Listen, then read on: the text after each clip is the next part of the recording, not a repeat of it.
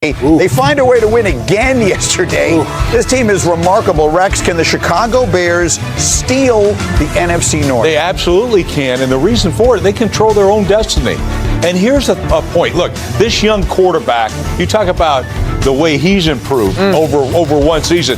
It's because the connection with him and Ben Johnson. You knew it was going to be spectacular, and it has been. A generational talent, I've always said it, with a generational type coach, it looks like. That's a great combination, but it's the defense.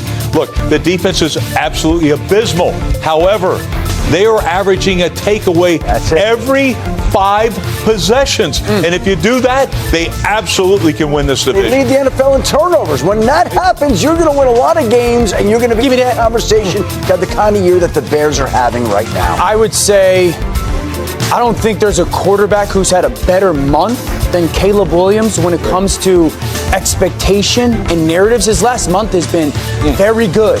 And all you're seeing is week by week him continue to play at a high level. There's misses still. I don't want to misrepresent it. Yes, there's still misses, and there's probably going to be that way for the remainder of the season.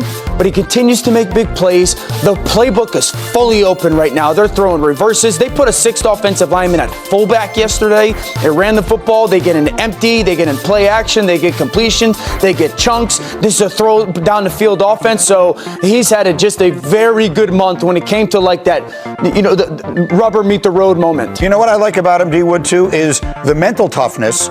He makes the huge mistake early in the game. He takes what should be a bad play, turns it into a safety, then turns it into a defensive touchdown. That's the kind of thing that can get into your head. Instead, boom, from that point forward, he elevates. The ability to overcome the bad mistake for a young quarterback, I thought was very encouraging. That's huge. And I go back to you got Ben Johnson, man.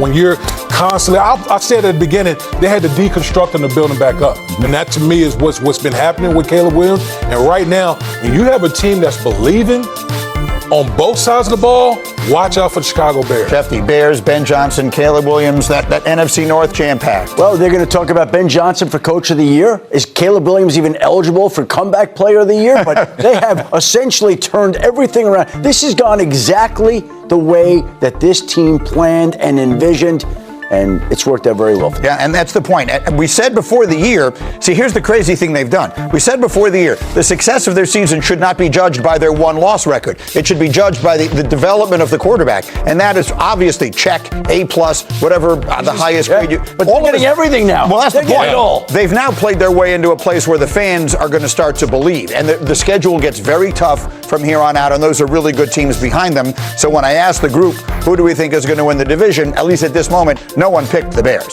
for whatever it's worth, right? I mean, we'll put the picks up on the screen. We got the Lions and Packers playing each other this weekend. The winner of that game, everyone seems to think is going to win the division. Yeah, I do too, and of course, I'm obligated to pick the Lions. That's correct. But literally, how big, you guys talk about how big this Kansas City game is with Dallas. Yes. How about this one? Yeah. On Thursday. How about this one right here? Yeah. I mean, Green Bay, Detroit, that's massive. The thing that I would say that I'm surprised about, the Bears got the best offensive line in the division. Yeah. That's the best offensive line. That's what gives me hesitation with those. One little moment. Built. I don't want this to fall under the radar. What did you just say about Green Bay, Detroit? That'd be a great game to go to. And Rex, you're going to be in Detroit visiting family. Are you going to go to the game? No, I'm not allowed to go to the game. And the reason for it is I'm 0-3 in going to those Thanksgiving Day games. My son's like, you're staying home with the granddaughter. I'm like, all right. So Rex will be in the Motor City. He's totally looking forward to it. I totally understand. Happy Thanksgiving. Man. The games to get to that we haven't touched on yet. Race it in here on the Hurry Up. D. Wood, the Rams destroy the Buccaneers last night. Are the Los Angeles Rams the best team in the National Football League? Absolutely. Led by that quarterback who is on an absolute heater right now, leading candidate for MVP. And they got a defense that will attack your behind out there. So, yes, the Rams are the best team in the NFL, in my opinion. The Rams are the Super Bowl favorite now at ESPN Bet, and Matt Stafford is the odds-on favorite at ESPN Bet to win MVP. They look spectacular and balanced. Yes, Rex, they look the best team in the NFL. Oh, without question. Without question. I thought they proved it the week before. Not this week, but the week before against Seattle. And if you didn't stay up late and watch last night for the Buccaneers, injury was added to insult.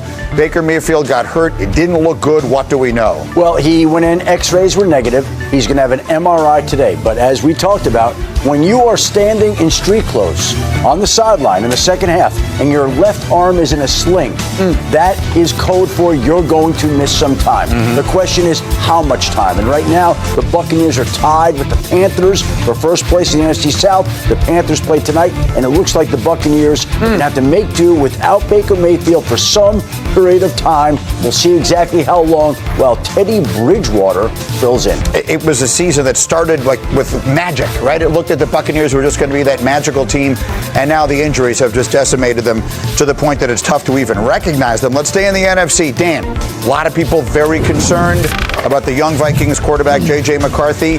Does this feel like an experiment that is failing right now? It's hard to say no. Or it's hard to say, like, argue against it. Right.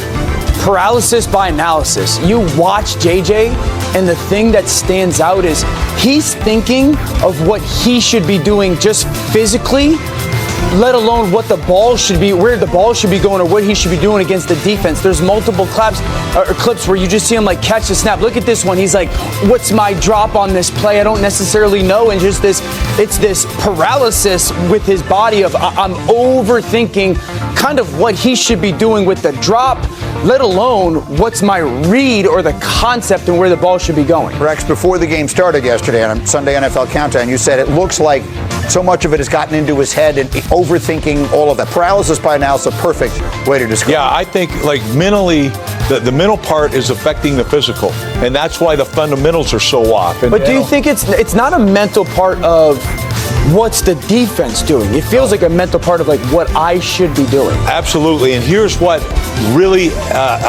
elevates it. Pressure. Anytime you're getting any kind of pressure around him, whether he has to step up, whether he has to slide in the pocket, it throws off everything. And now he's losing confidence. He's not sure. He's playing young. And to me, he has physical skill sets. But when his mechanics, when he's overstriding, all those type of things come to light because it's right here. 70% of it is right here, 30% physical, and he's failing in all areas right now. And the two things, my two quarterbacks, Alex and you, have both said the mental and the physical are tied together. What you see in the feet comes from the uncertainty in his head. And what's happening right now is this is not connected to this for him. And so when those two things are disconnected, it always should start from the ground up. It's a problem. And coming out of school, the one thing that was concerning about his game was he was robotic in a way. Like, I'm trying to do the right thing so often, and right now he's just stuck in that world. D-Wood, J.J. McCarthy, what are your thoughts? Yeah, biggest thought for me is they're going to have to bring in competition next year. He's literally playing that bad right now. He's lacking total confidence in the fundamentals and stuff like that. And I just think going into next year, just looking ahead, you're probably going to have to bring in some touchdowns. Yeah, look, it's 6 games, and that can't be overstated. It is much too soon to say J.J. McCarthy can't be a good NFL quarterback. But for the moment, obviously, the struggles are there. And staying in that